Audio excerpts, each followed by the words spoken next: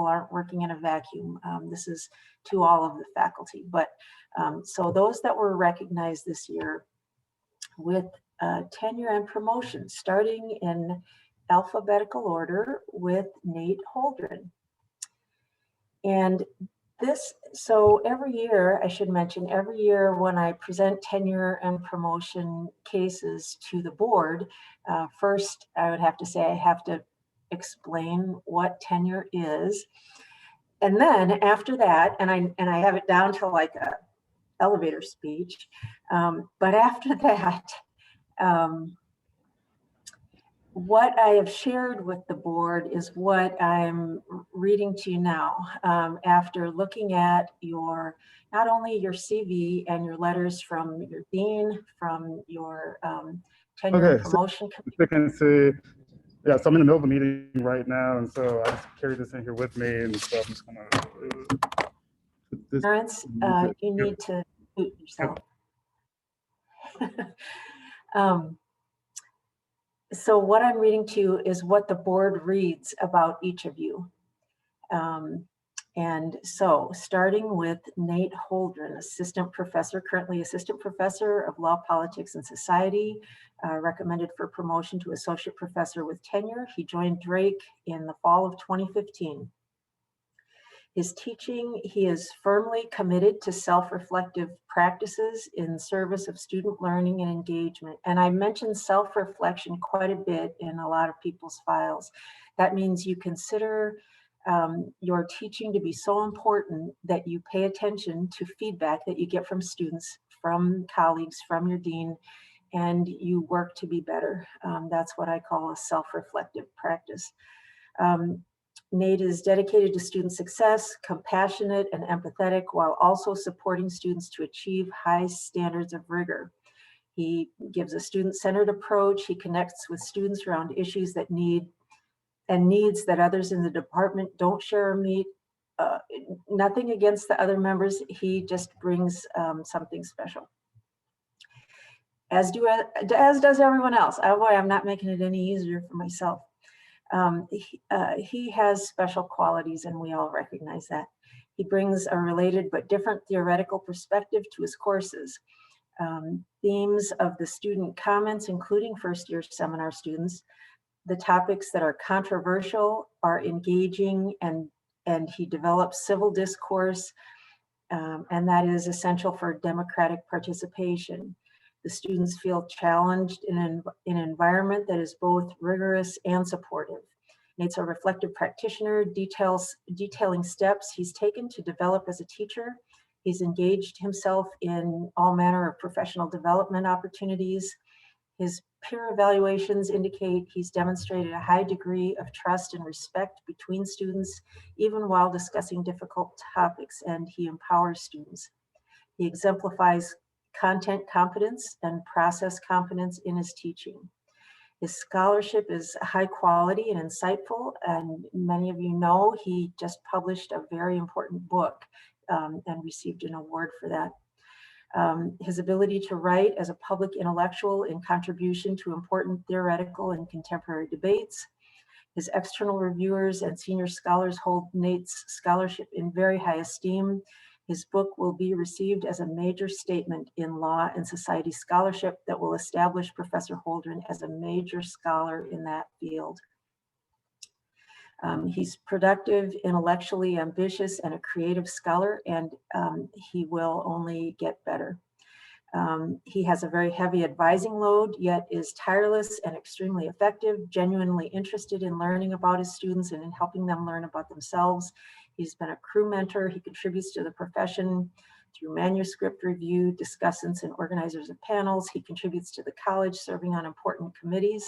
He contributes to the university, and he has a commitment to institution building. So congratulations, Nate. Very well deserved recognition.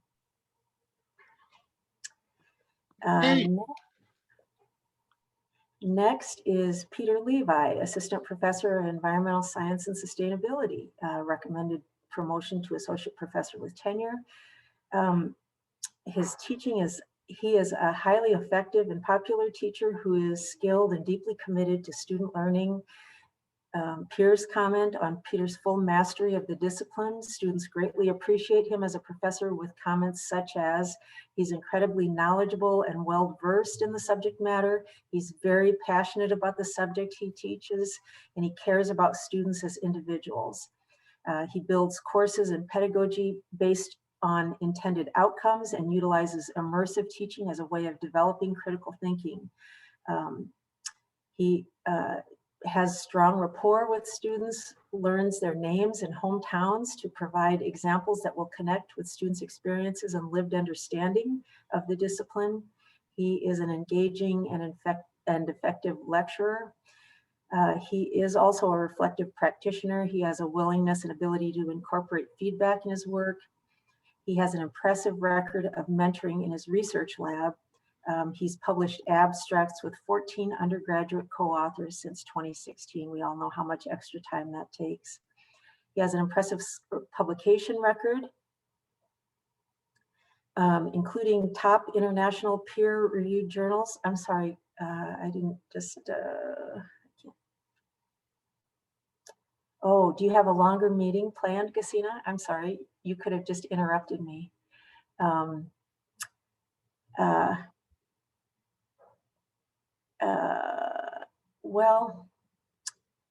This will take about 20 minutes. Will that fit into your schedule? Do you have, are you able to fit me in here?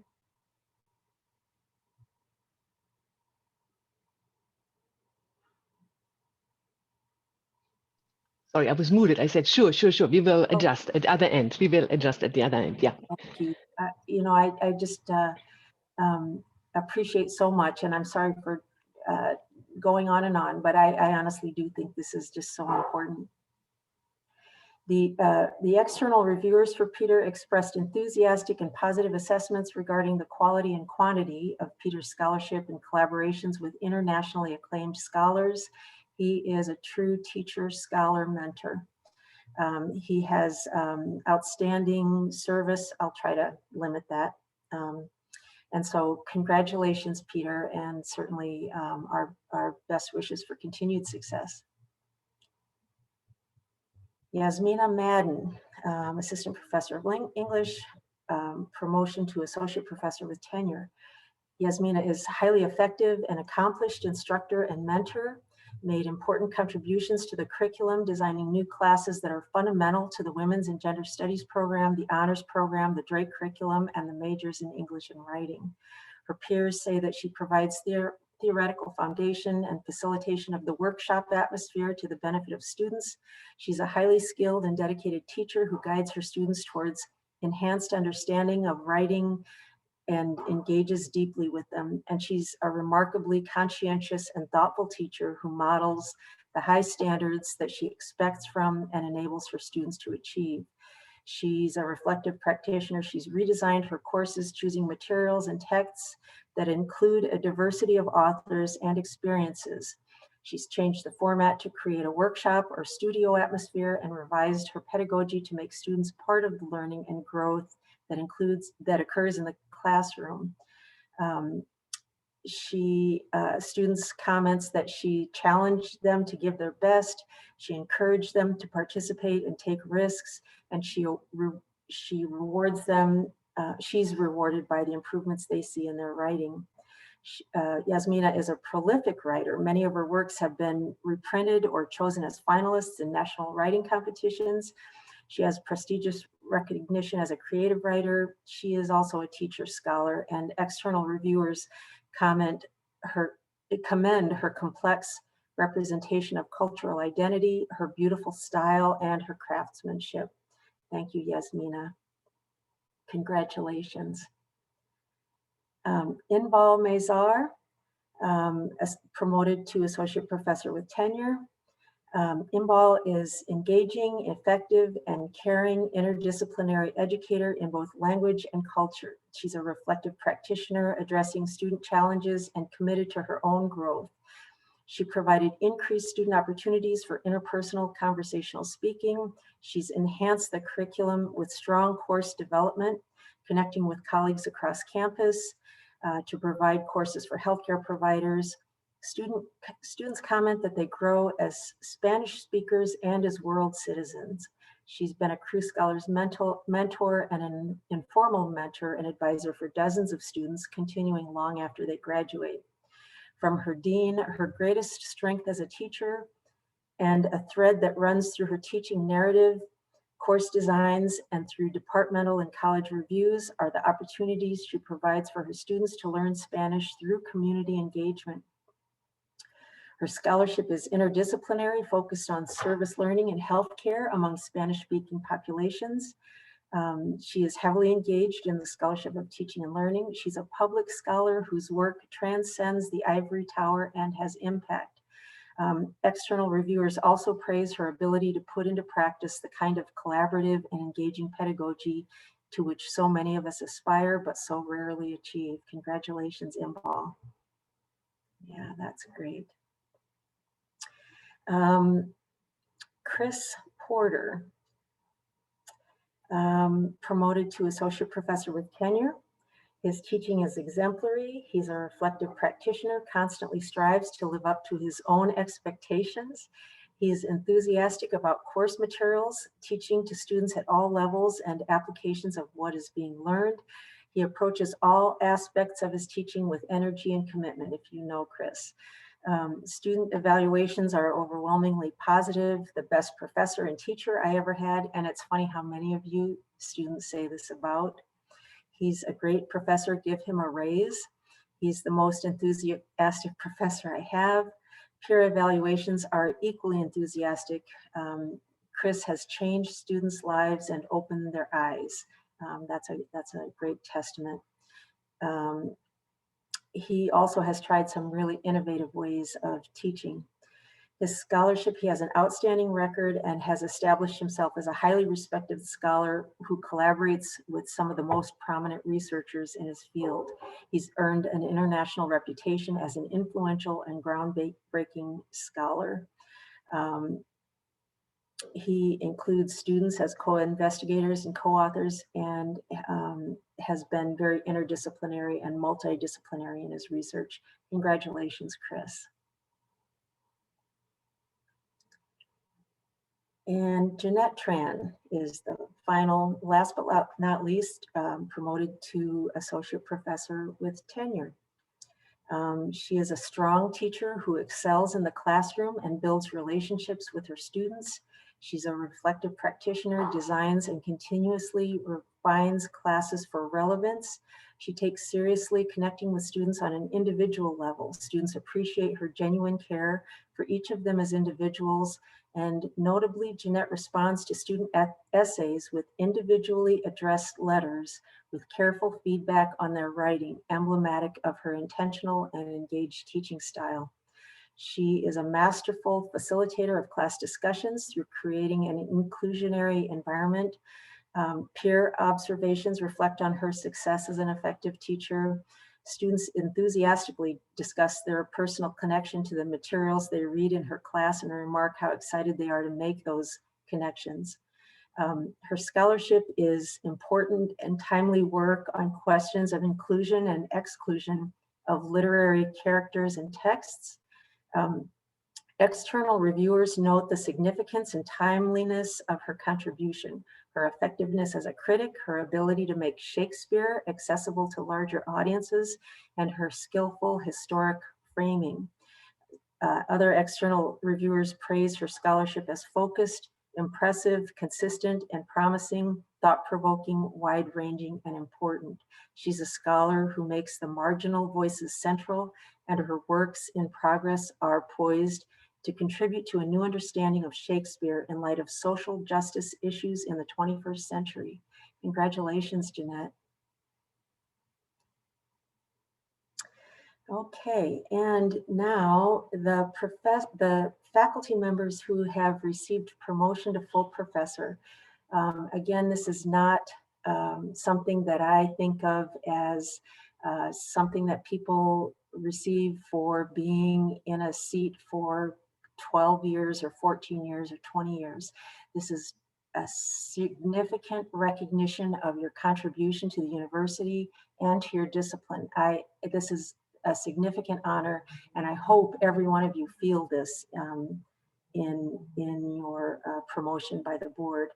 First, Ann Cravero in the School of Music. Peers indicate Anne is an excellent and highly effective teacher. She's effusive with praise, particularly for her pedagogy. Her peers are effusive with praise, particularly for her pedagogy. She continuously works to hone her skills. She has an excellent balance of constructive criticism and positive reinforcement. Students learn tools necessary to self-diagnose problems. She has highly positive student evaluations. The professor is a once-in-a-lifetime gem of a teacher. She pushed me to limits I never thought existed and is the reason I'm going to one of the top schools in the country for music. She has recognized expertise, created the Drake Opera Theater, provides a positive and nurturing environment. She's an enthusiastic and passionate educator. Her scholarship exceeds the standard. She is an accomplished mezzo-soprano, and external reviewers uniformly praise the quality and quantity of her creative output. She is her riveting performer of this challenging music, holding the stage without effort, sings like an angel.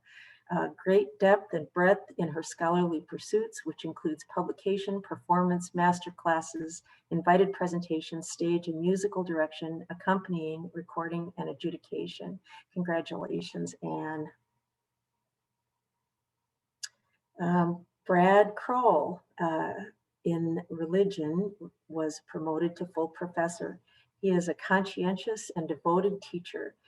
His project-based pedagogy related to the Jonestown Affair and the Effective Digital Humanities Project. Students praise his ability to develop their critical thinking skills, facilitate open-ended and substantive discussions, and deliver effective lectures.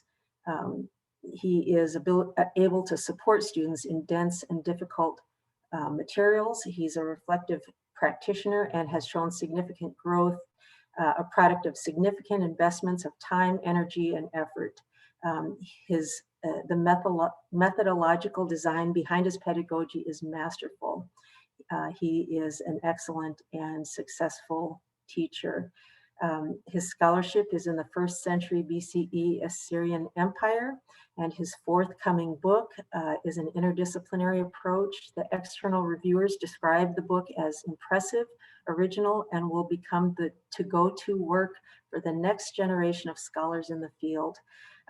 They consider Brad's work as a major scholarly achievement, and his path is active to contribute in the field. So congratulations, Brad, on your promotion to full professor. Mayor Eaton, promoted to professor of biology. His teaching, he is remarkably effective and successful. His teaching philosophy, he strives to develop an atmosphere of respect for students by promptly addressing questions and concerns. He has boundless enthusiasm and passion in the classroom and engages and challenges students. He models scientific thinking in the classroom and challenges them to think critically. He's a reflective practitioner. Students appreciate his patience and care for their learning success. He is a strong mentor of undergraduate student research. He has a productive record of research, publishes in top international journals with moderate to high impact factors. He involves undergraduate students as co-authors, has received multiple grants. He is positioned as one of the premier ornithologists in the state of Iowa.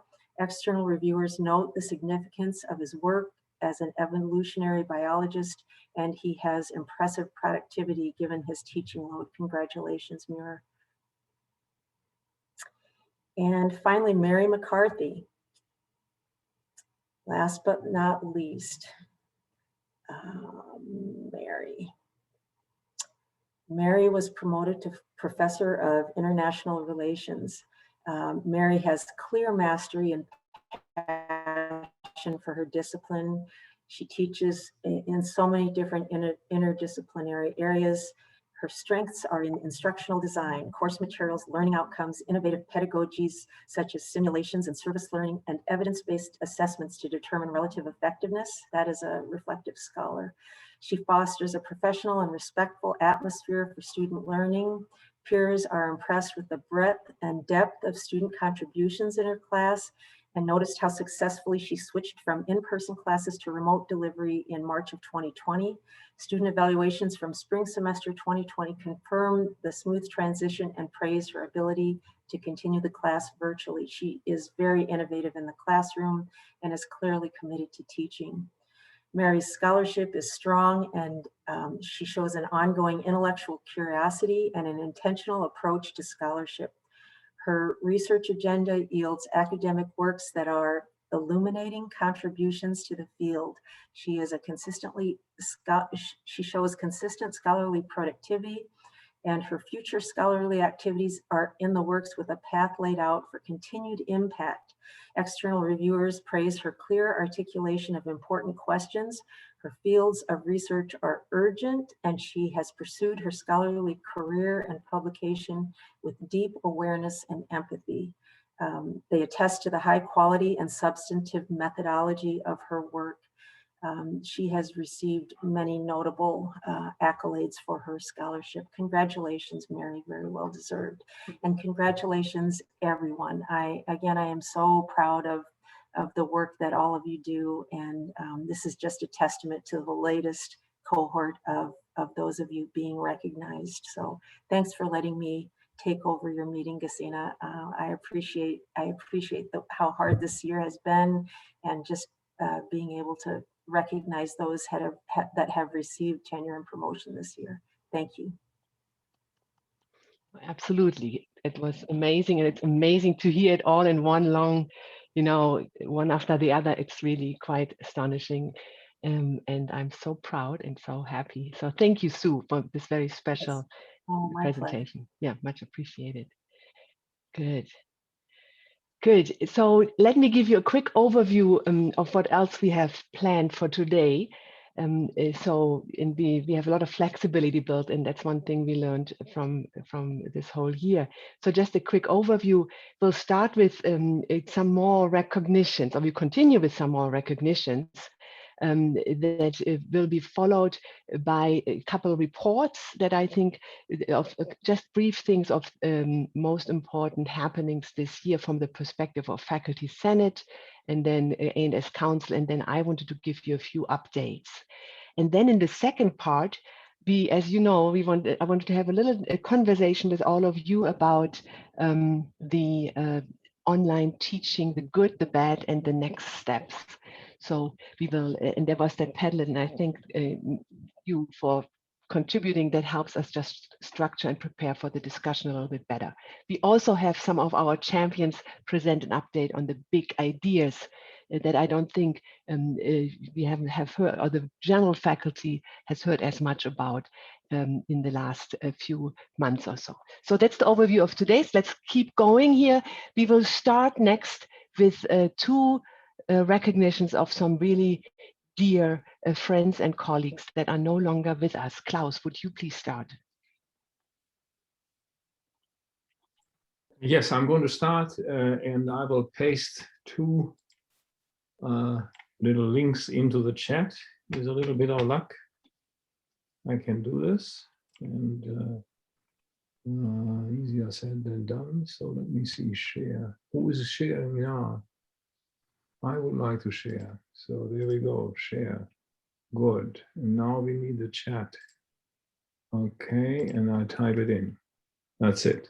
Okay, so yeah, it's a bit sad that I have to do this now, but Oleg Zazzarini was a senior researcher in our department. Chances are actually that you guys never met him. He was quite by himself, sort of, except maybe for a smoke on the sidewalk of Forest Avenue. So you can read about him in the two links that I'm pasting into the chat, and one of them should be on your screen. The first is a tribute that was published by the Division of Atomic, Molecular, and Optical Physics of the American Physical Society, written by Charlotte Fröse Fischer a real giant in our field and one of our good friends from Moscow State University.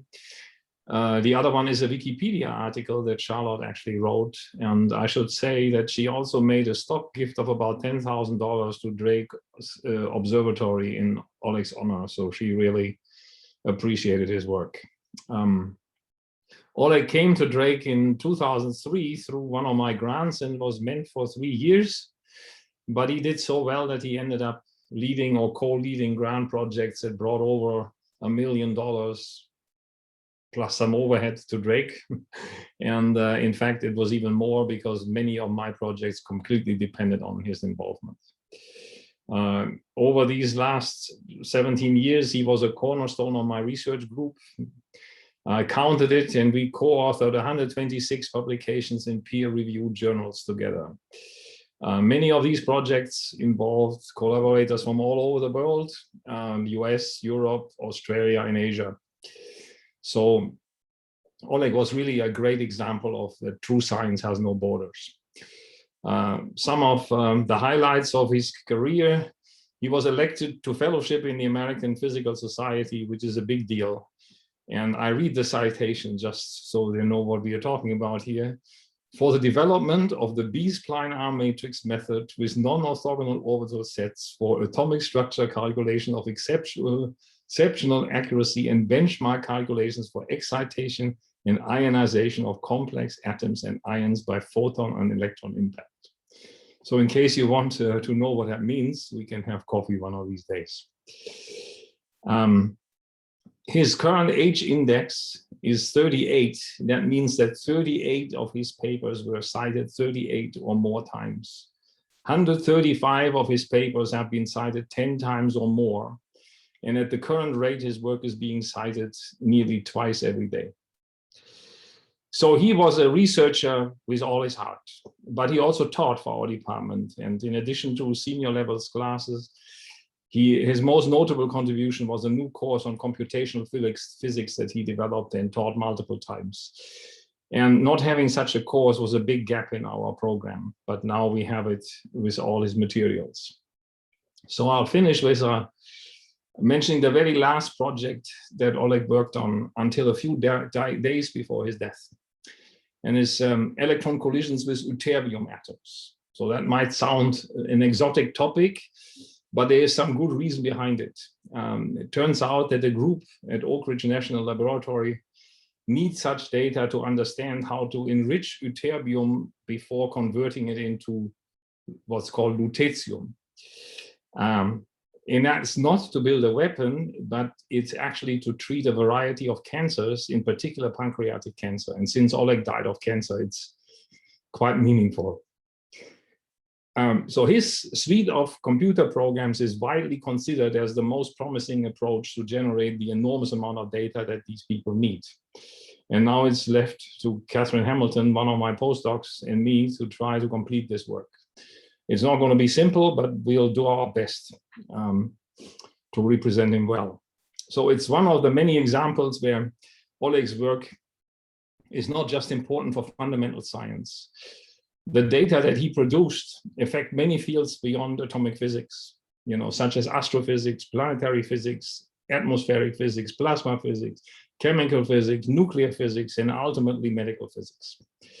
So one of my colleagues from the Naval Research Lab in Washington, DC would say, Oleg actually did something useful. And with that, thank you for your attention.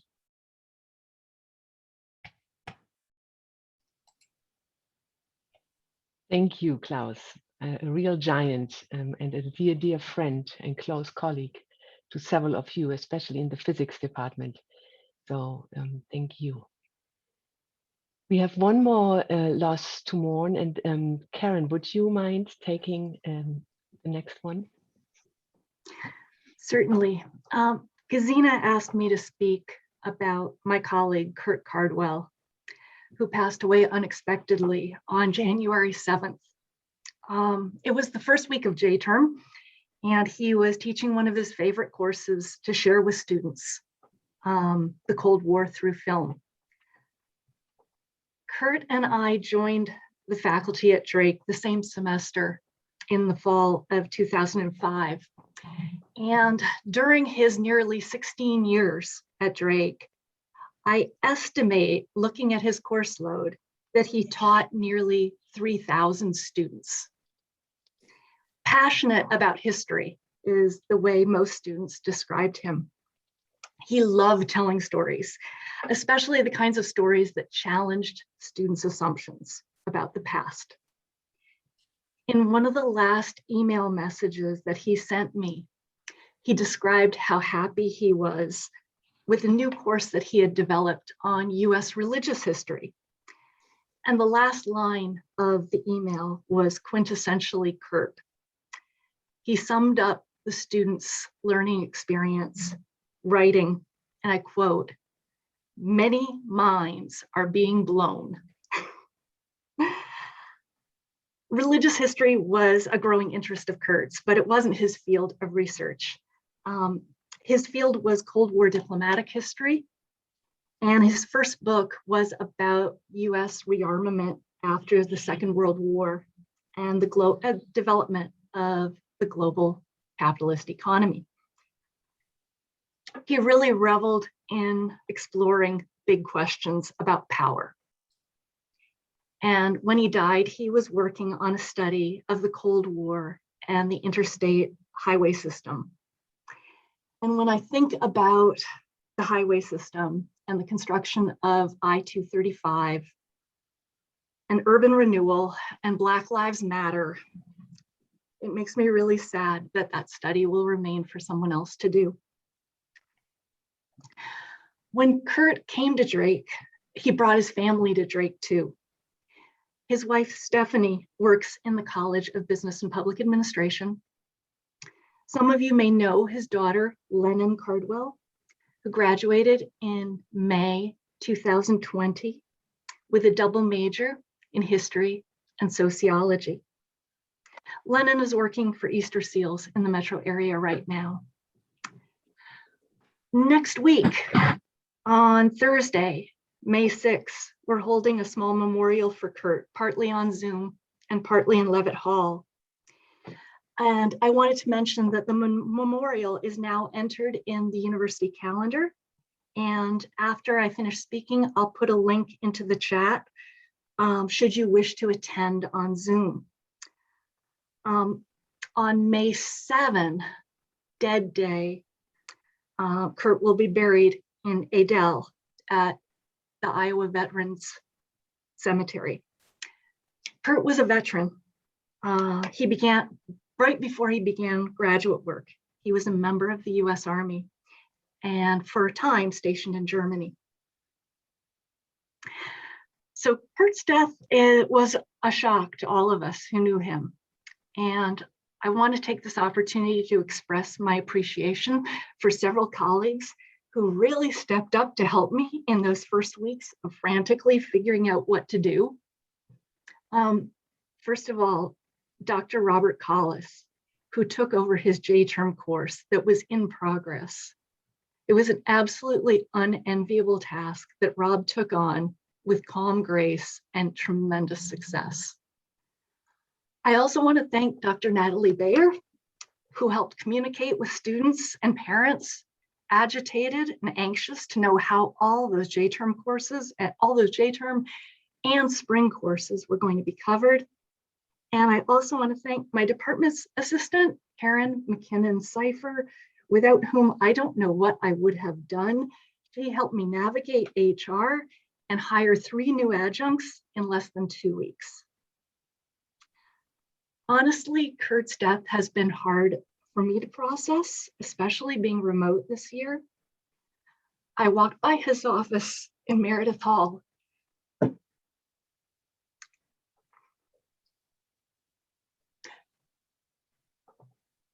numerous times, excuse me,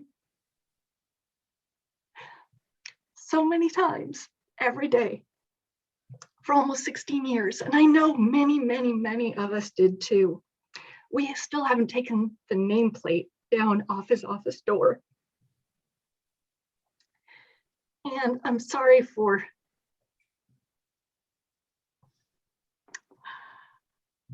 Yeah. I'm not sure how we'll feel passing by his office when we return to on-campus operations in the fall, when his office is no longer his office and his big booming voice isn't audible all the way down the hall. Thanks, everybody. Thank you, Karen. Thank you, Karen. Yeah, he left a huge hole in the college and in the department and in the world for sure. And so thank you for remembering him. I wanted to share with you that we will bestow the title of Professor Emeritus posthumously on Kurt Cardwell. And this is kind of the first announcement of that. So I wanted to share that with you all. And I hope that will mean something to his family as well, and as we remember him.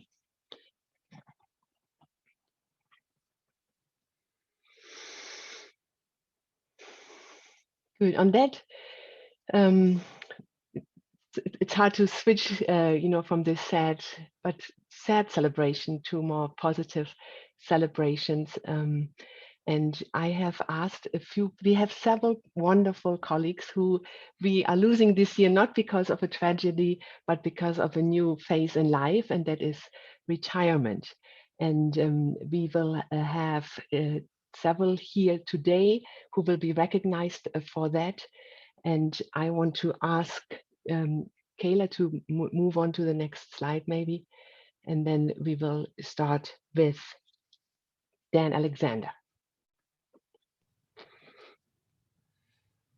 So Gesine, you want me to check about Dan for? Yes, please. All right. So, my name's Tim Ernest, and I'm just going to say a couple of words about Dan. And I don't know if Dan has realized this, but I've been using him as a kind of informal career coach over the past 15 years that I've been at Drake. And I haven't quite come to grips with the fact that he won't be around the office as much anymore. But I'm hopeful that the late night email and Zoom sessions still won't end. In many ways, Dan's experiences have provided an excellent model for the kinds of well-rounded lifelong learners that we aspire our students to become. His undergraduate major was in English, and he came to mathematics later than most that make a career out of studying or teaching mathematics. He is an author of 2 books. He was awarded the Arts and Sciences Outstanding Teacher of the Year, 2016 Stallmaker Lecture. Dan's contributions to teaching, research, and service are excellent examples of a student-focused, selfless professor that embodies the mission and purpose of Drake. Dan's recent service lows where I think his leadership and character are most apparent. He's chaired search committees for new faculty, as well as being part of a restructuring of the mathematics curriculum. He's helped me by tag teaming the department chair position, which include meetings and budgets and recruiting and transfers and troubled students and new policies and tenure and new faculties and offices and all those things, right? So his experiences also with the P&T committee were a source of wisdom for all of us that went through that process. All the selfless things he's done, he's really taken in stride. So I know he really cares about the university and the students and the faculty here, and I want to let you know, Dan, that you'll be greatly missed. Congratulations on your retirement. Thank you, and congratulations, Dan. And then the next, Brian Sanders, Professor Emeritus. And I think Chris is going to do this one. I think I'm going to. Maria. Okay, great. Yeah. Yeah. So Brian, since you came to Drake in 1989 as an assistant professor, you've been an integral part of our department and the Drake community. It really is impossible to capture in just a few minutes the many ways you've positively impacted our lives professionally and personally. Through your mentoring, your friendship, your leadership, you've helped shape who we are and helped make us better. We will miss you. We can't enumerate all of the different ways that we'll miss you. But we do want to highlight a few of those ways. So on behalf of the department, I share with you a list of top 10 reasons we will miss you in no particular order. Number 1, your thoughtful counsel on difficult problems. Number 2, your veggie pizza at potlucks. Number 3, your cheerful, authentic good mornings. Number 4, your voice of calm through difficult situations. 5, your ability to cite chapter and verse of the faculty manual. 6, your sharp wit, great sense of humor with a tad bit of snark, and your laughter. 7, your concern for the good of the order. 8, your ability to cut through the noise to get to the heart of a problem. Number 9, we can't forget Angie's cookies. And number 10, your inspiring dedication to providing students with an exceptional learning environment. We end the semester with mixed feelings. We're deeply grateful for your mentorship, your friendship, and your support throughout all of these years. We're saddened by your departure, feel a bit of a sense of loss, but we're also tremendously happy for you as you embark on your new post-Drake adventures. You'll always be part of our department. It will be a challenge to begin next semester without you. And in the words of, you know who, we know well, we'll clean it up tomorrow. We look forward to your continued friendship. We thank you for everything, and we wish you the very, very best. Thank you. Thank you, Maria, and congratulations, Brian. Good. And next, Bill. Yes, hi. I'm actually taking point of privilege over who would normally do this, our department chair, Jim Romaine. And I'll explain why I have usurped his authority in just a little bit. But before we do that, I want to make sure that we all know that Bill has been a crucial part of this department since 1994, when he came here from Plymouth State College in New Hampshire, and New Hampshire's loss was very much Iowa's gain. It is very difficult to go ahead and explain the degree to which Bill completely transformed the culture and the behavior around the music theory and composition area here at Drake with his arrival in 1994. It brought a whole new breath of fresh air through the area and really transformed the attitude and the teaching in this department that is so crucial to the education for literally every single musician that goes through this program. Bill also then very quickly found himself dumped into the administrative fires. He took over as department chair in 1996. Serving in that capacity until 2001, and then apparently feeling that he had not been punished enough, stepped up to take over the role of associate dean in 2003, served with great efficacy there until 2007.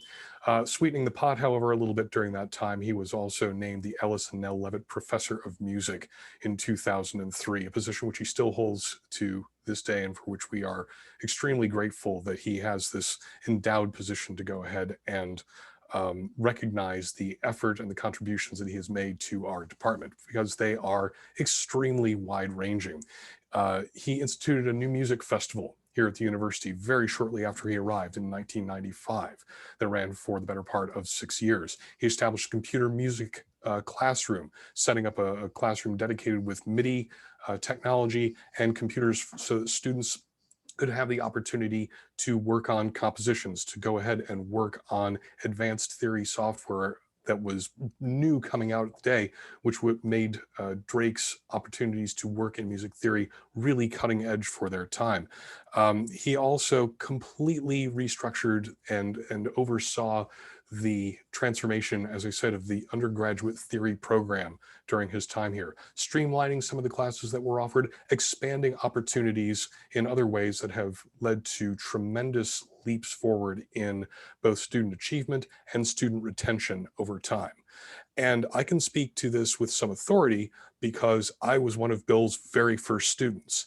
He came here when I was entering my junior year as an undergraduate at Drake. And it is difficult for me to personally overstate the degree to which Bill has been an influence and a mentor and had a very powerful impact on my own career. As an active composer, it was fascinating to me to see someone so engaged with the creation of music in an era that I myself had relatively little contact with in contemporary music.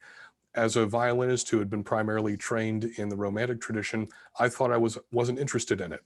Taking courses with Bill in counterpoint, in structure and design, in post-tonal and 20th century techniques opened me up to an entirely new world of thinking about music that I had never before experienced. And hearing his compositions that he wrote for so many members of our department, for the band, for the orchestra, for chamber groups, for his colleagues here, and indeed getting them performed throughout Central Iowa and indeed the nation and internationally has been a great experience to see those kinds of active contributions as both a scholar and a creative figure that were of huge impact to me in going forward to become a musical academic.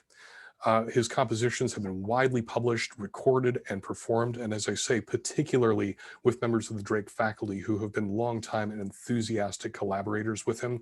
He's also a leading figure in the realm of musical semiotics, presenting and publishing widely in the United States and in Europe and in Asia. This was all came to culmination in 2013 when he was named the Stalnaker Lecturer here at Drake, a real recognition of the place that this university has held in his heart and the importance that he has been to it over the years. And I would be remiss if I did not also add that were it not for Bill and his encouragement and his influence and the fact that he has been such a powerful mentor to me, I would not be here today. And I mean that quite literally.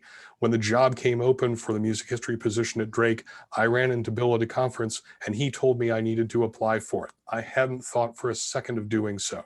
And I am so grateful to him for having that faith in me, for mentoring me when I've gotten here, and for believing in the capacity of this department, its faculty, and its students to do great things. Bill, you're going to be tremendously missed. I don't know how we're going to get on without you, but I'm sure we'll be able to find you either at the bowling alley or on the golf course and be able to ask you if we need a little help in the future. So thank you so much, Bill. We will miss you so much. Thank you, Eric, and congratulations, Bill. This is quite an amazing personal connection there too that I had not heard yet. Wonderful. Thank you. Speaking of music, we are moving on to Venita because, just because. Go for it, Jim. Thanks so much. Actually, before I say a few words about Venita, I'm going to add a very short addition to Eric's comment on Bill, in the spirit of a Dean Martin roast, and that is, it was a compliment to me in our trip to China in 2015. I don't recall, Bill, if it was in Beijing or on our side trip to Chongqing, but when I was asked if I was Bill's son. So, Bill, I thought you would enjoy that little story. Okay, onward. So, with all of these really stunning faculty and remarkable accomplishments, sometimes it's easy to forget that there are people who make our departments run who are not faculty members. And in this case, I want to acknowledge the terrific work of Venita Svaldi, our administrative assistant in the music department, who will retire on June 30th. She began at Drake in 2006, in August 14th, to be precise. She tells me that over the past 15 years, she's especially enjoyed contacts with students through recruiting and also her interactions with current students. I doubt she'll miss too much some of the endlessly growing list of tasks, administrative responsibilities that we seem to heap on her. In 2018, my colleague Clarence Padilla and I co-authored a letter of support for Venita for the Levitt Employee Excellence Award. And so I just wanted to read a couple lines from that letter because I think it really encapsulates our appreciation for Venita, who serves as administrative assistant for the largest department in arts and sciences with 23 full-time faculty members and about 25 part-time adjuncts. With over 100 performances in our department each year, she supervises the student staff that produces all of the programs for this wide array of faculty, student, and guest recitals and master classes. Our department has a faculty recruitment coordinator, but all of the day-to-day recruitment tasks have fallen to Vanita. The phone calls, the emails, the questions about the audition schedule for audition days, et cetera. And the complexity of putting together the schedule for 3 annual audition days means that she deals with scheduling around 150 individual auditions, communicates with each and every prospective student about their specific scheduling needs, and it requires close coordination with admissions and student financial planning, this entire process. She's always extraordinarily cheerful, always willing to help. She offers her own initiative and new ideas to improve processes as she knows them best in her interactions with current and prospective students. In short, the department would simply have run off the rails were it not for her exceptional performance, her dedication, her commitment, and her professionalism. We do try to thank her for her daily above and beyond work, but I'm afraid it is largely a thankless job, and I'm grateful to have today the opportunity to express our collective appreciation as a department for her 15 years of outstanding work. She will be sorely missed. Thank you, Vanita. Thank you, Jim, and congratulations, Vanita. Great. Next, we are going to Joseph Schneider, and Nancy, I think, will do the honor. Yes, good afternoon, everyone. Well, it is remarkable to know that Joseph has worked at Drake for over 50 years, but a number alone does not capture what Joseph has accomplished during his time here. Dr. Schneider is the Ellis and Neville Levitt Distinguished Professor of Sociology, a truly deserving honor. This prestigious title, though long, still does not adequately capture what Joseph has meant to students and colleagues over the years. He has improved Drake at all levels in his many decades of service. Joseph has treated people with honesty, fairness, and respect. He values people. Joseph is a man of integrity. No one will exceed Joseph's standard for integrity and his commitment to always doing the right thing, no matter the headaches that may bring. His moral and ethical center can be trusted. His compassion for others and his dedication to serving with the highest standards has benefited countless individuals and Drake as an institution. Professor Schneider was already a legend when I was in graduate school. When my faculty and mentors at the time heard I was going to Drake, they would frequently say, "That's where Schneider is." So this is Schneider's house. Professor Schneider is known and respected for his character, but also his scholarly contributions in areas including deviance and cultural studies. And I still love pointing out to students his research in areas like medicalization and deviance. And when they see Schneider's name in the books they are reading, it's always fun to make sure that they know, yes, this is our Joseph Schneider. When I arrived at Drake over 20 years ago, Joseph was part of this powerhouse in sociology at Drake with Ron Troyer, Dean and Sue Wright, and many others. And what an amazing legacy the sociology faculty have had at Drake. Joseph's knowledge, his experience, dedication, and character have played a pivotal role in giving Drake a strong foundation. His example in leadership, administration, teaching, mentoring, and research is a gold standard. And others would be wise to learn from his legacy that he leaves. His approach to living is also a model for us all. He is curious, he loves learning, he welcomes the close examination of lived experience. And he has other communities that have benefited from his intellectual drive and his love for life, his love for China, his passion for yoga, and now his experience in teaching others yoga. He has family and friends around the world. Joseph's example of living life includes living through hard times too. He was married to his wife, Nancy, for 34 years. When she died in 2006, Joseph allowed others to learn from part of his grieving journey. He modeled the painful relearning of one's world following a loved one's death. His essay on the intimacy of objects, in which he shares part of the story of her death and his grieving, is one of my favorite articles he has written. Knowing his depth of integrity, character, and ethics has always allowed me and others to trust him. He's able to listen, hear other views, and respect differences. Joseph and I have not always agreed on issues over the years, but he believes in transparency and decision-making and uses fairness as a general principle. And when you can trust someone as deeply as I trust Joseph, it creates a solid foundation. And that foundation can withstand trials. And I know that there are many others who have that same trust and support and who have gone to Joseph for that help. Professor Schneider has scholarly accomplishments matching those at any Research One university. He could have moved to other universities, but we are so fortunate that he chose to make his home base here. And though the city he called home did not change for decades, Joseph did not limit himself in place or time as he continually took on new courses to teach, new areas of scholarship, and new worlds to visit.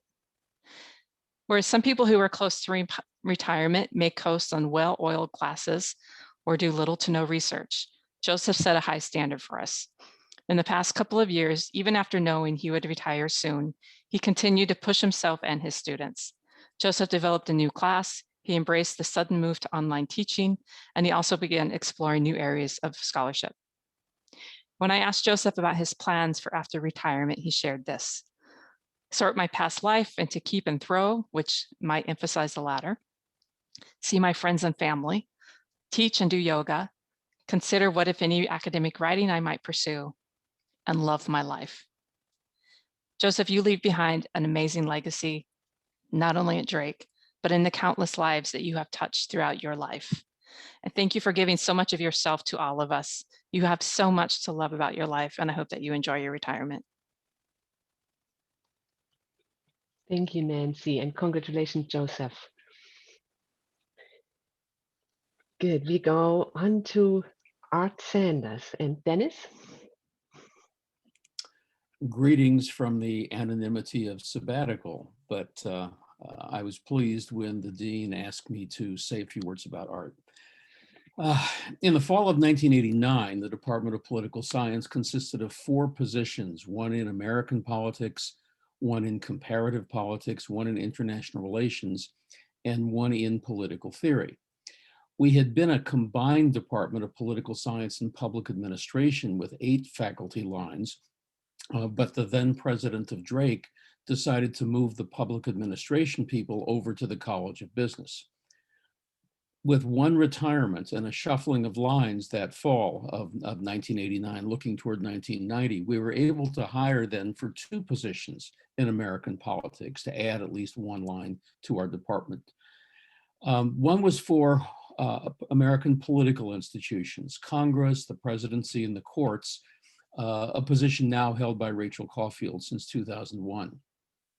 The other position is what political scientists call, generally speaking, political behavior, which focuses on political parties and interest groups, the American electoral process, public opinion, politics in the mass media, women in politics, among a host of other things. This latter position was the one that Art filled as of fall 1990. It's a position now held by Greg Wolf. And Art also served a period as department chair along the way. I always considered, frankly speaking, I always considered Art's move from the department to the provost's office in Old Main as certainly a gain for the university, but at the same time, a loss for the department. A recognized teacher and scholar at Drake, Art continued teaching an FYS-related section of our introductory course in American politics in the fall, and his course on the media and American politics, his specialty, he's published certainly in that area, in the spring. More of his time, though, was devoted over these last number of years to helping to improve the FYS program and foster attention to improving faculty teaching, his various seminars and so forth. Nevertheless, trying to keep to the dean's stipulation of brevity, I want to note what one cannot find in a formal record of accomplishments. And I think along with my colleagues certainly, have missed Art's official presence in the department, another faculty member teaching certain courses, engaged in certain research. But we've also missed very much his unofficial shoot the breeze presence in his office and the hallways in Meredith Hall. We could just talk about current political developments, certain issues in politics, issues in our discipline. That sort of unofficial side we've missed tremendously. I myself always trusted in and relied upon Art's academic expertise, certainly in American government and politics, but also his practical common sense knowledge of and interest in politics, and his ability to visit my own classroom and give me a good assessment of what I did well and what I needed to improve or tweak in my teaching. So to summarize with brevity, Art made Drake a better place for students, and he made it a better place for faculty and staff. We wish him well, and we will miss him. Thank you, Dennis, and congratulations, Art. Next is Nancy going to do Ramesh. Ramesh is here. I saw him also in the audience. Yes, great, thank you. Ramesh Dusa has been at Drake over 30 years. We were fortunate to have his caring and patient presence, his intellectual experience, and his dedicated teaching. Professor Dusa also opened the world to his research and observations of life in his writing and in his legendary stories. Ramesh carried an enormous load of teaching for Drake, as he was the only full-time geographer as long as I can recall. His courses served a critically important part of students' programs in our department, but also in areas such as international studies, education, and business. In teaching evaluations, students would consistently write about how much they learned about other cultures in their classes with Ramesh. And even more frequently, they would write about how nice Professor Dusa is. They loved his stories. Students would explicitly comment on how much he loves to teach geography. His passion for his topics were evident. His care and compassion for students even more obvious. And what more do we need in the world right now than compassion and awareness of different cultures?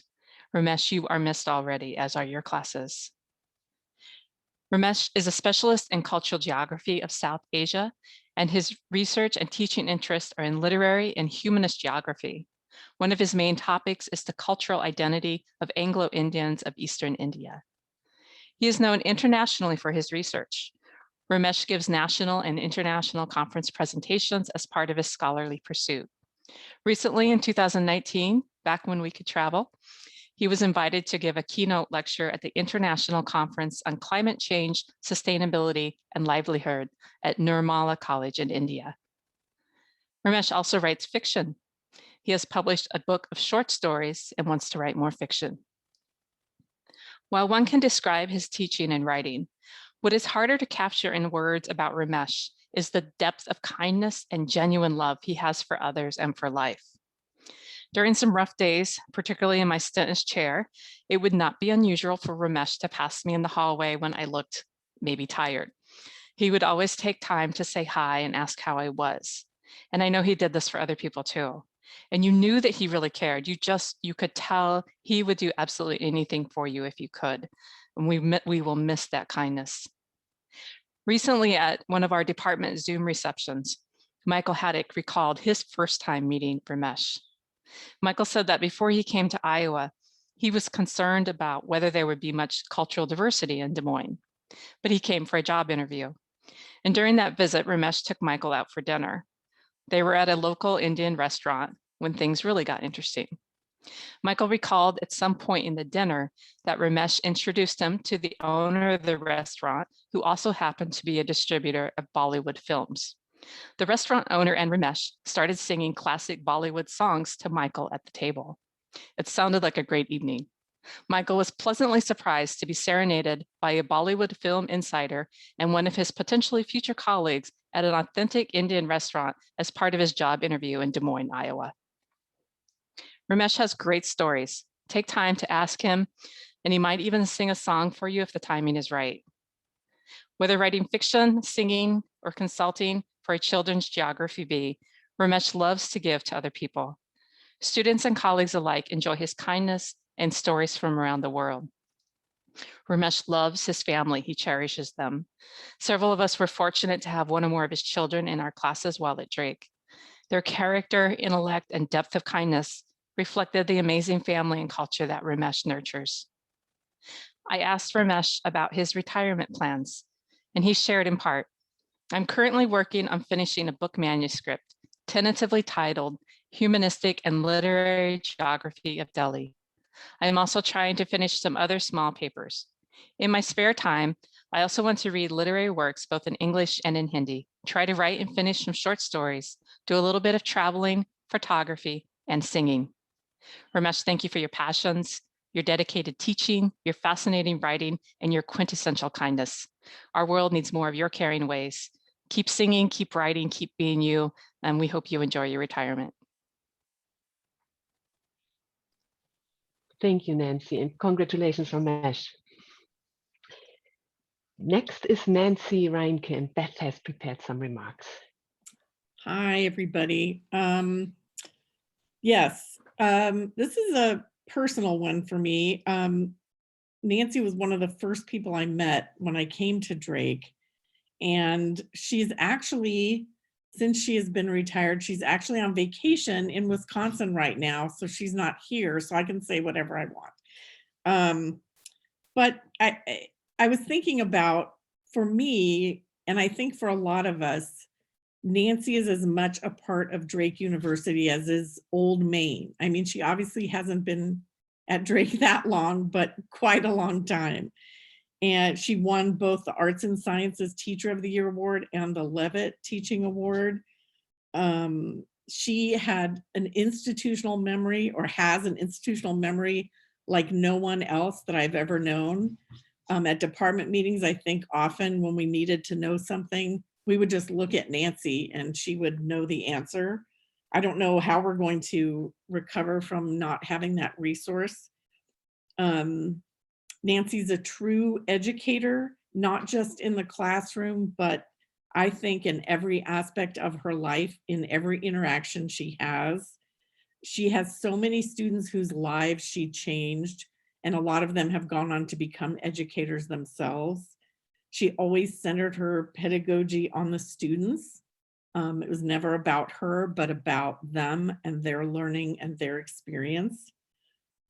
She also did something that I thought was really great, and I've tried to emulate, but I'm not quite as good at it as she is. She included play in her classroom.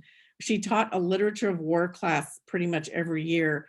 And at the end of the semester, she would bring like Nerf guns and other things, and the class would have a fake battle. I mean, it just sounded like a lot of fun. I think everybody at Drake probably has a Nancy story. She also is the president of the Iowa chapter of AAUP. And I think she has helped dozens of people through that focus. And she, I guess I will just say this last thing about her is that she is the calmest person I've ever known. And I'm like the exact opposite. And so having such a calm presence around has been, I think, something that I have appreciated, and I know the rest of the English department has appreciated as well. She and her partner have fostered over 120 dogs, and that I know that in her retirement, she is going to continue fostering dogs and building things because she's an avid carpenter. And I think we're all going to miss her, and I'm going to miss her very much. And I just wish her well and thank her for all her dedication to our school. And I already miss her. So thanks very much. Thank you, Beth, and congratulations, Nancy. I know she can't be here today, but she will, I'm sure, hear about this or get those words. Thank you. Good, and last but not least, Michael Rieck, and Tim is going to do that. Thank you, Gesine. So one of the hardest things about teaching computer science, in my opinion, is that it changes so fast. Right? There's no such thing as cloud computing when we were in college. And so what impresses me the most about Michael is that his PhD is actually in mathematics. And so what I think says a lot about his character is that he was willing to kind of retrain himself in the middle of his career to teach kind of new and cutting edge technology. For many years, he was kind of the department Swiss Army knife. He could teach any course on nearly anything at any time during the day when no one else wanted to teach in a classroom that was half away across campus. So Michael volunteered for these kinds of opportunities with no hesitation. And oftentimes you'd see him like lugging 2x4s across campus to set up a robotics table so students could have a hands-on experience. So I don't know if Michael drew the short straw a few decades ago when he made the pivot to computer science, but I'm glad that he did, because I think that he was able to establish a foundation for computer science and data analytics and artificial intelligence and all those programs to be what they are today. We miss many things about Michael. Things that come quickly to mind are his flexibility, generosity of spirits, his compassion for students, and his ability to take department meetings in very unpredictable yet entertaining directions. Thank you, Michael, for all that you've done for the department and for the university. Congratulations on your retirement. We miss you.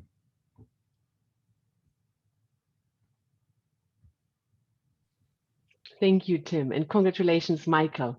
Wow, what an amazing group of people who will be leaving a huge hole to fill, big shoes to fill here in the college. So thank you. We wish you all the best. And I wanted to show you all, or promise you all that you're also getting, I'm just showing you the last one here. Michael, all of you, congratulations, Professor Emeritus. This beautiful plaque will be coming to your house. It's in the Dean's office right now and will be mailed out after this event. We are so proud of you. We are so ambitious to try to fill the legacy, continue the legacy you have left. And we miss you already. I have only had the pleasure to work with you 2 to 3 years, but I am amazed also by all those stories.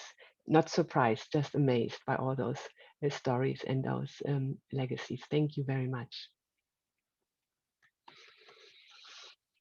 Good. Let's move on to Kayla. If you want to switch to the PowerPoint, that's fine.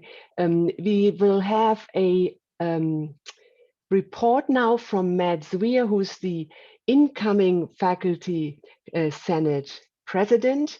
And so he is going to give us a short report of this year's big happenings. There was a lot going on if you have followed Faculty Senate. So Matt, thanks for volunteering to do this. Thank you very much, Gesine, for inviting me. It is immensely humbling to follow all of these tributes to well-beloved colleagues, well-deserving of the admiration that's been poured out here, and even more than could possibly be said in the time that is here. I am continually humbled to work at such an institution and to call each of you a colleague. So thank you very much for this time. Thank you very much for the trust, the hope that you have shown in allowing me to assume this role this year as Faculty Senate Vice President and Faculty Senate next year. I hope and pray that I will do you well. To briefly summarize what we have done this year in Faculty Senate and give a little bit of context for what is likely going to happen next year. So there have been several major developments that may or may not have come to your attention based on where you live in the space of teaching and research. We started the year with passing motions of support for policies against the use of racial epithets in the classroom and for formalizing a policy on religious accommodation. As I make reference to these policies, I will note that you may find these on the Faculty Senate website under the agendas and meeting information. You have to search a little bit for these things. But in the interest of keeping things brief, I'm only going to talk about the high points of what we discussed. If you're interested in details, please consult these documents or reach out to your senator or to me for more information. Shortly after, so those were probably the most important items of direct impact to teaching. Subsequent to that, Faculty Senate elected to accept the AA degrees from Bright College as fulfilling the Drake AOIs, with the exception of the capstone project. So this allows Bright College students a path to a 4-year degree, a natural path to a 4-year degree, while still maintaining the capstone requirement that is so essential in defining the Drake experience for our students. Probably of most long-term importance, at the very last Faculty Senate meeting last month, we constituted an ad hoc committee to review and resolve ambiguities related to the processes of the Academic Freedom and Tenure Committee. So this is coming in response to concerns from a number of faculty members across the college, including in arts and sciences, and from the provost's office. So not necessarily that there's anything wrong with what we're doing currently, but it's become clear that the language of the academic charter, of the Senate rules and regulations, and the procedures themselves of the Academic Freedom and Tenure Committee could stand to be made a little bit more explicit and clear. So that will be a major effort of next year's Senate. Additional major efforts for next year's Senate include the discussion of implementing a blended advising model, something that would lighten the load of current faculty members in their capacity as advisors, lighten the load of people like Natalie, Kayla, and Maria in our own college who work so very hard to help our students. This came up for discussion 1 or 2 meetings ago, I forget which, and it became clear that some more discussion would be important on that front. So if you have opinions about what that should look like, please reach out to your senators to share that, because I expect that to be a vibrant discussion at starting early in the fall.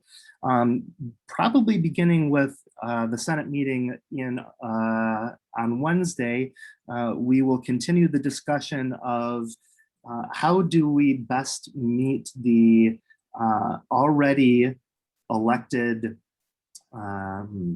words are failing me, how we meet the already approved learning outcomes in the AOI system, focusing on diversity, equity, and inclusion. There is a proposal on the table to revise one AOI and to allow an additional designation for other classes. This is round 2 of that discussion. We will see if that turns into round 3 in the fall. Again, please share thoughts about that with your senators. Those were the major points of discussion this year. Everything else related to procedural matters about the academic calendar, Faculty Senate rules and regulations. And so I think that is the best balance of completeness and brevity that I can offer at this time. Thank you very much.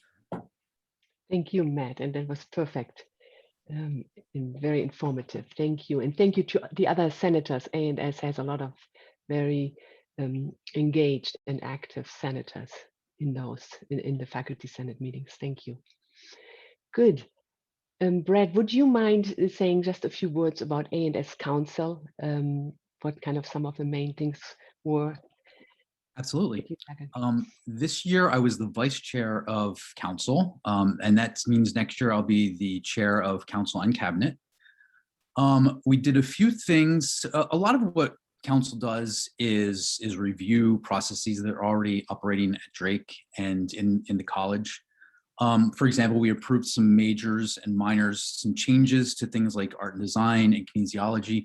Those types of issues go through council and cabinet.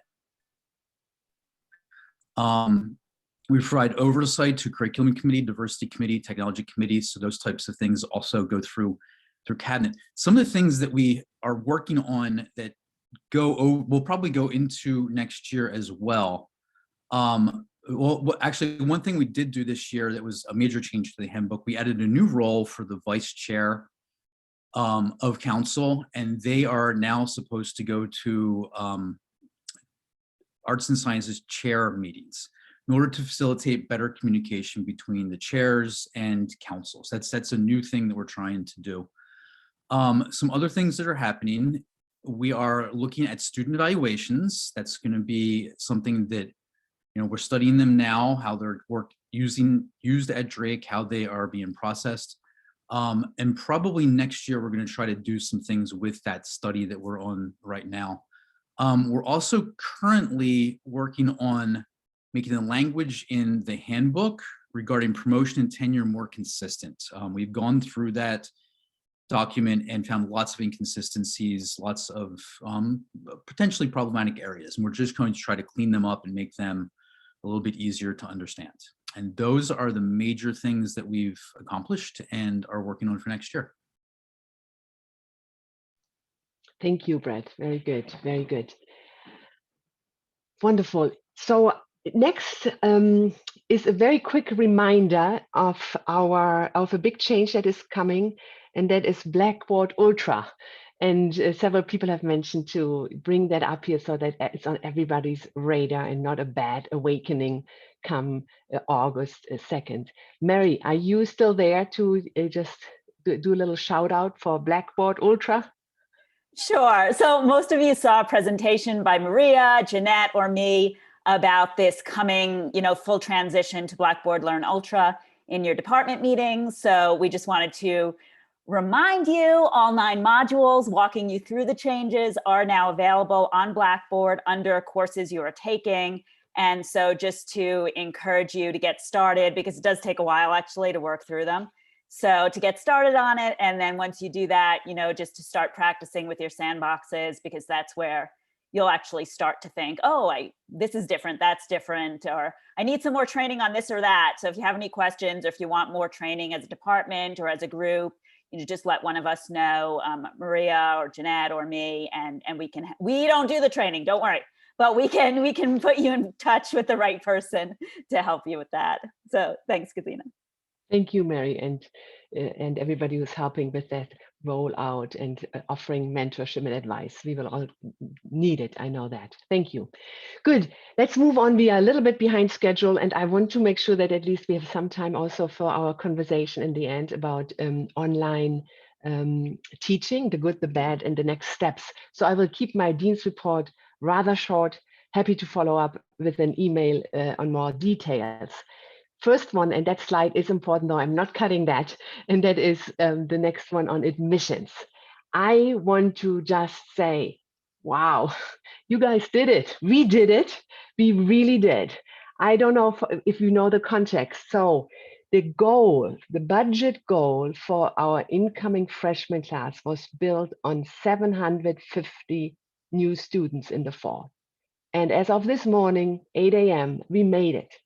So as a university, we have 751 confirmed tuition deposited first-year students, which is awesome. Of course, we take more, but if you compare that to a year ago, we were at 631, so that's a year to date, or 712 2 years prior. I hope these are the updated numbers from this morning. I think so. Good. But then this is what I really want to get your attention, have you focus on, and that is the number for A&S in the second line right under university. We are at 414 first-year students. Our goal, the goal for the budget was 307 students in A&S.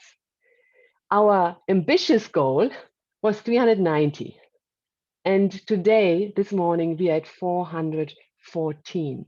And that is in the midst of a recruitment cycle that was completely online or virtual. It's in the midst of a pandemic, in the midst of a major economic crisis and hardship. And so in a crisis in higher ed and the questions about affordability. So this is awesome. And it's because of all the hard work you all did. We had a recruitment plan, it worked. Thanks to the leadership of Maria and Natalie, who did really an amazing job coordinating, revising, adding new things, and implementing new ways. They worked very, very closely with all of the chairs who did an amazing job leading department activities, meeting prospective students and their families in the endless academic overviews, spotlight sessions, individual meetings, you name it. It worked. Thank you to all of the faculty, all of you who kept on the ball, meeting with students, following up with them on any questions they had, showing off your expertise and your commitment to teaching. We know that that is what really gets the student to make that final decision to come to Drake, and it worked. So thank you for all that work on it. Chairs, the department chairs every Friday get that ominous admission funnel report, the most expected email of the week or highly anticipated email of the week. I don't know if they always share it with you. It doesn't really matter the details of it. What really matters is the number at the bottom, because the numbers on that funnel are divided, are listed by department, and these departments are numbers come from when students first fill out the application that they're interested in Drake. They mention one major and then they mention another major, and only that first major shows up. So they don't tell the whole story of why students come or what major they will be when they come here. But it's a great way to track, to pull up the pressure, put on the pressure to do some extra social media outreach, etc. So it is a kind of our guide on how to respond. So thank you all for this amazing accomplishment. We are carrying, I might want to just say that out here, we are carrying the university enrollment with 414, that's 55% of the incoming class, first year student class. And historically, we are more in the 40 to 50% range in terms of percentage of that class. So well done. And it's not the final number. May 1st is the deadline for but we know, so then that's tomorrow. But we also know that there's a lot of students who will still make up their mind over the weekend. In fact, there will be a kind of a visit to campus event tomorrow and more outreach. So I'll keep you posted next week, but we already are doing really, really well.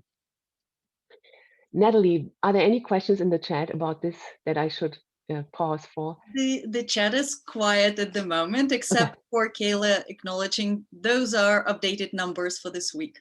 Yeah, great. Thank you. Thank you very much. Good. Quick other update. The hiring cycle is almost complete for the year. We have successfully completed 10 tenure track hires this year. We had 2 failed searches and 1 search that is still ongoing. So great accomplishment, great work by the search committees and the departments. Very, very busy cycle, all of course virtual. And we have 10 new tenure track faculty starting in the fall. We are diversifying our faculty further with 4 out of 10 faculty from diverse backgrounds. So that was a major goal, and we are proud to have made some progress towards that. The next cycle has already started, as you know, or is about to start with the case statements that were submitted, and will then, I think by late May, we will have kind of some news there. Good. Another quick thing, and then this is I might cut this one also a little shorter here, is a fundraising report. I just wanted to say that at first, when the pandemic hit about more than a year ago now, there was a lot of fear and kind of halting of advancement activities. You might know that almost the entire advancement office became contract tracers, and that was their main activities for several days a week. And all in was, for example, postponed at first twice, etc. But then it picked up quite extraordinarily after that. And in fact, I would venture to say, like in so many areas, we discovered that the virtual platform also opened up new possibilities, new ways of engagement, and more frequent ways of engagement with some of our alumni and donors. And so that pace picked really up. For the first time, we did group kind of Zoom meetings, invited several people into the same meetings. So in a way, I can say, looking back at the last 2 years, last year I probably met with more donors and alumni than the year before when we were in person, just because it was easier in a way to connect to those people. So, and also what we learned is that despite the economic, or because of the economic hardships and crisis, donors or alumni in general were more willing to give because they heard of the hardship that students were facing, and so they they were very willing and very happy to give. So we created, just as an example, a new Dean's Emergency Fund that is for students with short-term need in financial support. And we received several donations into that were immediately put to good use. We have several major new student scholarships that were instituted and that will start paying out for students to come to Drake this fall or next year. Then the other thing is, of course, the big idea process. Many of you were involved in that at the beginning of it, maybe almost 2 years ago now, submitted ideas, brainstormed with your colleagues. And then there were over 60 of those were advanced to the next level, and then they were grouped. And we have now 6 really outstanding big ideas. Many of our faculty, many of you as champions involved in these. And those 6 ideas will form the core of the next fundraising campaign that's starting, being launched officially in October. We are in the so-called quiet phase of the campaign, but it's not that quiet anymore. There have already been quite some activities. So these big ideas, I have some slides, and with big apologies to the champions, if you could just say maybe one sentence about the idea, and then we can follow up later on each of those big ideas, but not too much, because we do want to get to online teaching. So Center for Public Democracy, several people here in the A&S are very, very involved with that. Renee, can you just do really a 1-sentence spiel on this one, where we are at and what this is all about? I can do one long sentence. Democracy has been building on the capacities of the arts and sciences, especially the departments of political science and American politics and law, politics, and society, as well as the law school, Drake's School of Journalism and Mass Communication, and some of our partners in the College of Business and Public Affairs, as well as with the Harkins Center, Vote Smart, and the Ray Center, all of which are coming together to collaborate on helping us maintain our reputation and build our reputation as a robust center for the learning of practices of democracy. Fantastic. Yeah, that's really good. That's the big idea. Center for Public Democracy. Thank you, Renee, and the other champions and supporters, activists in this group. Good. Next one is, I think, what's the next one, Kayla? What did I put next? Okay, digital literacy and innovation. Tim, do you have a very short version of your spiel? Sometimes this is called the Digital Proficiency Platform. And the idea is about providing an educational foundation for students that incorporates technology alongside things that Drake does well, like curiosity, communication skills, critical thinking, teamwork in the context of a rapidly changing digital world. So one of the big ideas in the Digital Proficiency Platform was to provide scholarships for women and minorities to come to Drake to study technology, to make Drake a 50-50 school where 50% of the tech degrees are awarded to women or minorities. Awesome. Thank you. Yeah, great idea. Lots of people involved in this one, also from A&S, and our departments are majorly involved. Computer science, data analytics, etc. Thank you. Next one, John, do you want to say something about performing arts and student life, the University Center? Or maybe he had to go. John. I'm here. Oh, yeah. Good. I know you have to spunk tonight, so go for it. University Center, which is a combined idea between the complete update and upgrade of the Olmsted Center and the construction of a brand new performing arts center. My one sentence is, there's an absolutely critical need for this big idea as other colleges and universities in the region advance beyond us in these areas and draw potential students away from Drake University. Thank you. Perfect. Yeah, very exciting, very ambitious, and very possible that we will make some headway on this one in this next big campaign that has already kind of started. Good, thank you, John. And then we have, what's next, Kayla? Ding Darling Institute. So several of A&S faculty and departments are involved in this. Keith Somerville, who is in the fields right now, will be the director of the Ding Darling Institute.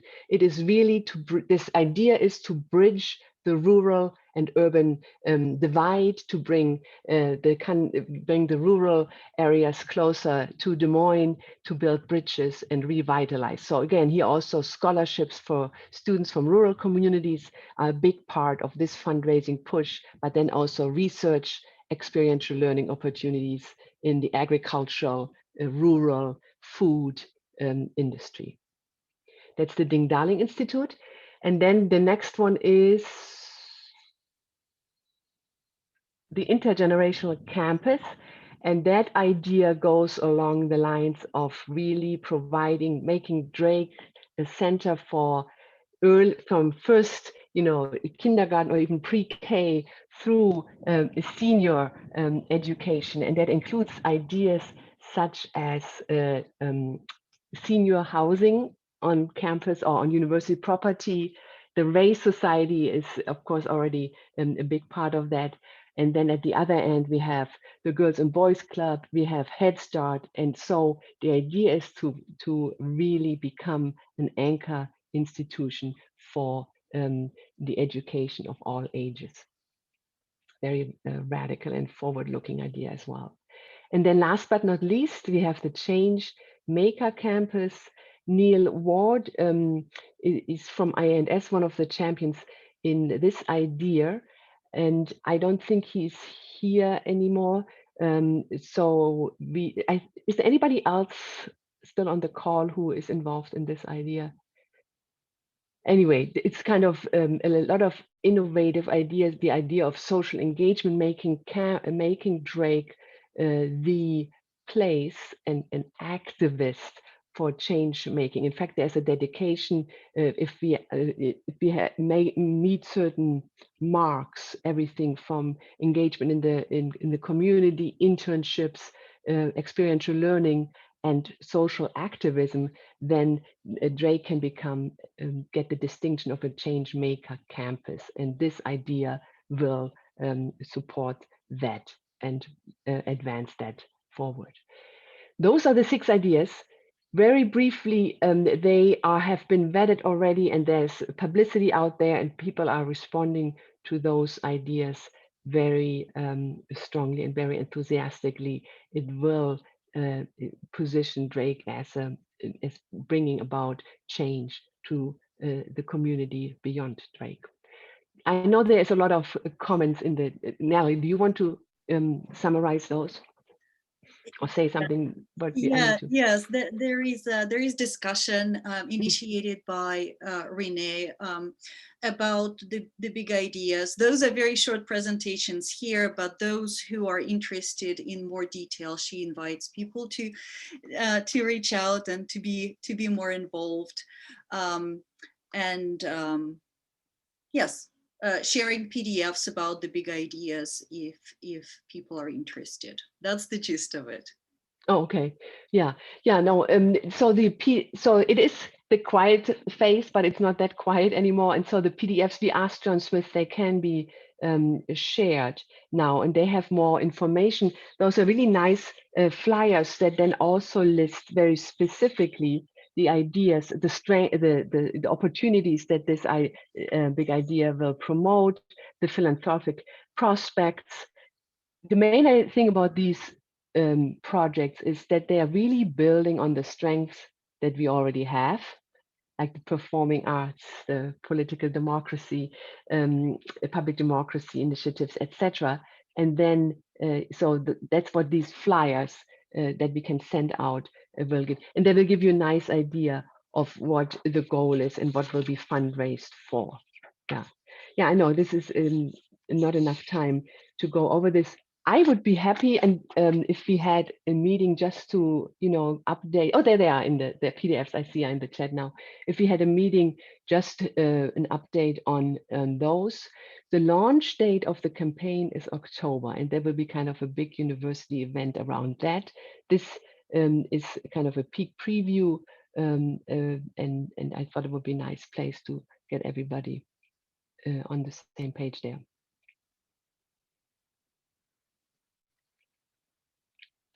Good. So online teaching, that has, of course, been the reality for at least part of our teaching this year. It was a heavy lift that was quite successful in some ways. In others, we have learned a lot and know how to do it differently if we had to do it again. So I wanted to use this time here today to share some of, the worst and the best. And one way to structure that with 80+ people was the idea of this Padlet. So I was, and a lot of people have commented on the Padlet. Kayla, do you want to pull that up as click on the link and then pull it up so that people can look at it while I'm identifying some of the trends? What worked was one of the, there were a lot of comments, and then people liked some of the ideas and commented on it again. Natalie, can you just say a couple trends though of what you saw there? Of course, I got a good part, right? Great. So there are some trends that I've noticed in those comments that you shared on the Padlet.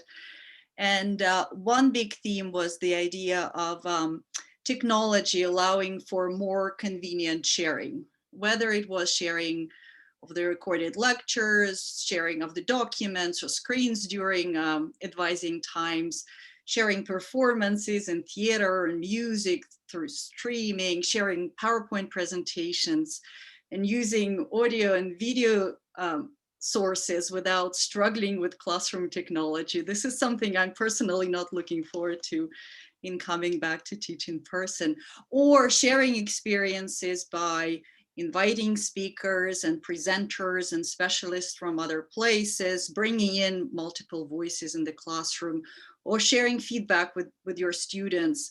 I'm taking note of voice memos on Blackboard in particular, sharing timelines for assignments, deadlines, all of that. This discussion about sharing and how it sort of shaped what we were doing and how brings me to a sort of a monumental task that we all faced this semester in teaching, cultivating a sense of a community, right? And some pointed to some positives in how technology allowed us to do that with, for instance, recorded self-intro videos. Working in groups was also mentioned, both in positives and in negatives.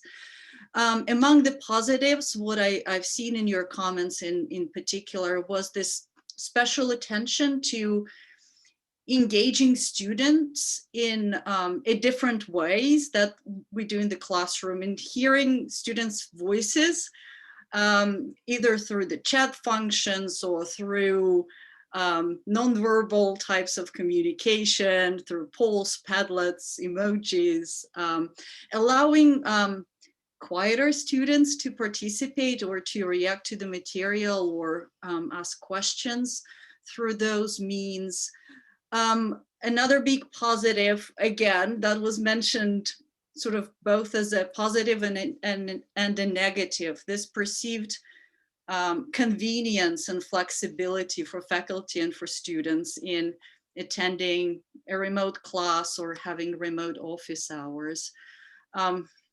So I'm probably missing on some great points here. This is in very general, broad strokes. Thank Can you. I just say about one of my favorites? One of my personal highlights on Thursday afternoons was listening to Andy Klassen's jazz band rehearse outside of FAC in good weather. Yeah, I really enjoyed that. true. Yep, we have a privileged place there. Yep. Thank you, Natalie. What didn't? The bad. Maria, do you want to just say a few things that were the winners there? Or the losers, the biggest losers? Well, I found 5 main themes. The first one relates to engagement. Some students were engaged. At times it was difficult, and I can say that was difficult for us really know if they were there, really know what they were doing. And something that caught my attention, someone said multitasking to a new level. And it seems that, as students said, they were present in a very good class, and at the same time doing coursework for a different class. So actually students are saying, well, how are we going to do this next semester? Because obviously that multitasking, it will be very hard. It was very interesting, one of the comments about time management. Maybe that will have an impact on time management, simply because that is something that they didn't practice during this year. Regarding, again, engagement in a class and the atmosphere, we as teachers need the feedback from the students. So not having a black screen and name, it was kind of hard to know what they were doing or they were really understanding. So very difficult for us to engage or to communicate, to know what's going on in the class. The other one was related to hands-on experiences. And that has a great effect or impact, negative, I would say, on the sciences and in the arts in particular. So the worst thing that we couldn't really reproduce in an online environment. The third is related to personal connections. And so I like to see the human factor. We as teachers and I guess students need to see the student, need to be able to connect with them. And it's kind of difficult to create that community. The fourth, I guess, relates to testing. Testing was a challenge. That creates for students as well. Apparently, responders, what it has been used, the student didn't really like it. And then the fifth, I guess, relates to more the difficulty of having to teach online and in person, and complications with internet. And sometimes, Zoom wasn't working or the internet wasn't working. So those kind of the brief summary of what I found. Yeah, thanks, Maria. Yeah, lots of interesting comments there. So for what to keep, what are the next steps now? What to keep and how we can do that? I would say here really some things that the winners that we can actually also do are such things as virtual office hours. I think they got 22 votes total. There were several comments on those and 20 or so likes. Virtual office hours, just increased accessibility, it was very spontaneous and easier to organize, people said. And then last but not least, especially advising in those virtual office hours, or virtual advising in general, was so much easier, is what several people said. And I think that we can keep, right? I mean, it doesn't take much to keep doing that in the future. Then a live streaming of music and theater productions was another one, even though it was also mentioned that some of these things didn't work. There were technical problems, but overall, in a way, we were forced, and we invested heavily in live stream technology. We had larger audiences than we had in the past for some of our performances. There were some losses, performers need applause, right? And I know tonight there's another, these days, several days in a row now, we have a theater performance where the actors are in one room on the stage and the audience is in the other, and it's screened over to the other room. So it's still like going out to theater, but it's not that the same relationship where the actors and actresses can see the audience, but still, we're keeping some of the live stream, and we have the equipment, so it shouldn't be too hard to continue doing that. Sharing of course materials, Natalie talked about that as a big plus. So that's also, I think, something we can keep doing, even when we are in a classroom. If we can share the screen there, that's a possibility. I mentioned virtual advising. Another big winner was flexible course policies.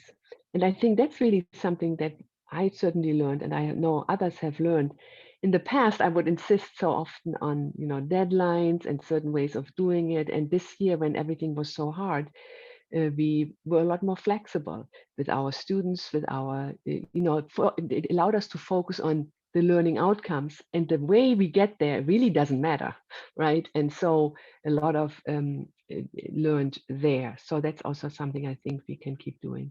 Finally, the collaboration that Natalie talked about. These online spaces created amazing ways to do online writing, feedback, problem-solving projects, programming, etc.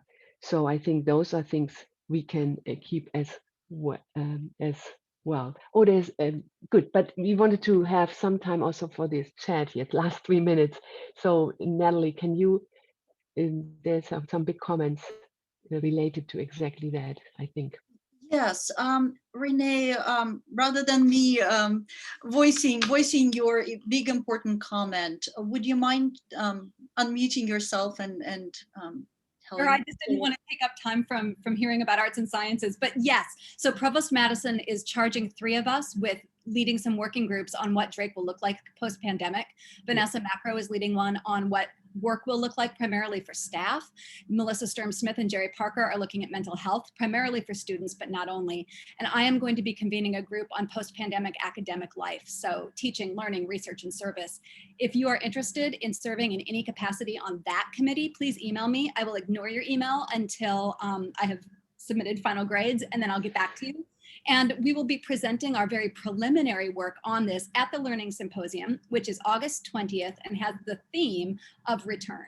So we're going to really be understanding that there are tensions and joys involved in returning after the pandemic, after losing colleagues, and after the aftermath of several social justice and political crises. So let me know if you want to help. Thanks, Natalie. Awesome. Yeah, thank you, Renee. That's good, because also, I mean, and I would think this, feel free to keep posting to this Padlet, and then that might be something that might also be helpful for that group, already kind of a brainstorming on what, the perception was, on what worked well, what didn't, but and on the things that we want to keep and how to do that. Yeah, so that would be really awesome. And I think that's one way to start. In addition to these working groups, there's also a discussion that needs to happen university-wide really about online programs. Is there a place for keeping classes, some of the classes or class options online? I know that for the fall now, where we have the promise to be back in person, we also left on the schedule like 1 or 2 sections of the most important science labs, for example, or gateway classes for remote students. But so far we have very few enrolled in those. But we maybe that is something that we need to keep for the future, to allow non-traditional students, to allow students who can't afford to move here and live on campus. So those are other discussions that we need to have. And even I've been starting a discussion also with Kathleen and SJMC and Alejandro about maybe a new niche major or program that is entirely online, that does not compete with existing ones. And I know some of you faculty have already been supportive of the idea to explore that further and what that would look like on the curriculum level, at the curriculum level. Yeah. Thank you, Kayla. You can go back one more time to everybody that we can see each other. Having a conversation about this with so many people is hard. I hope this was helpful and informative, and it was certainly beautiful to hear all the tributes and contributions from all of you, to hear the goodbyes to some of those who have been with us for so long. It's a great honor and pleasure to be working with all of you. I want to say thank you to the whole faculty, and I want to say this was an amazingly difficult but also an amazingly rewarding semester. I'm so proud of how how it played out in the arts and sciences. I look forward to seeing everybody as we come back over the summer. And yeah, thank you for all you've done. It has been really an amazing year. Thank you, everybody.